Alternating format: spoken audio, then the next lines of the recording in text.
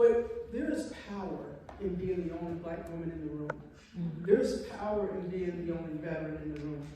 There's power when you are the only. And the reason is because you get the opportunity to give that room a perspective they didn't have when you walk in.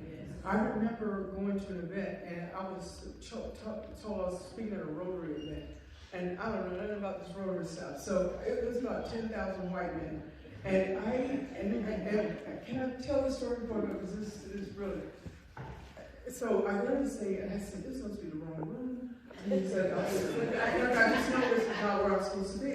And then the person who was my escort said, yeah, this is it. I said, do they know that I'm a black woman about this? She said, yeah, they saw your bio, the profile, I'm sure. This is it. So it's about to. So I walk in the room, they got this Rotary thing going on, meeting, and there was a table sitting up front, and it was at the time when I walked in the room, the table was empty. And so I sat down, put my bag, and I'm their next speaker, coming up, the keynote speaker. And I set my bag down, and white guy comes over, no offense, white guy. So he walks up to the room, and he sits down at the table, and I said, what's your name?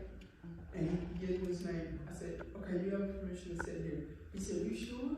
I said, yeah. Next guy comes over, what's your name? And I made every single one of them tell me their name before they sat at the table. Who said who owned it? I decided I owned the table. I knew that I was the owner. But instead of me walking in that room feeling uncomfortable about being an owner, I made myself a comfortable space. And then I got on the stage, I said, all my white guys that stood up when I told you couldn't sit at my table, raise your hand. And they were dying laughing about it because oftentimes we go in a room and we get at the table and we're the only. And we think there's something wrong with being the only. I take joy in being the only because it is my responsibility. It's my responsibility to change the perspective in that room so that I will never be the only again.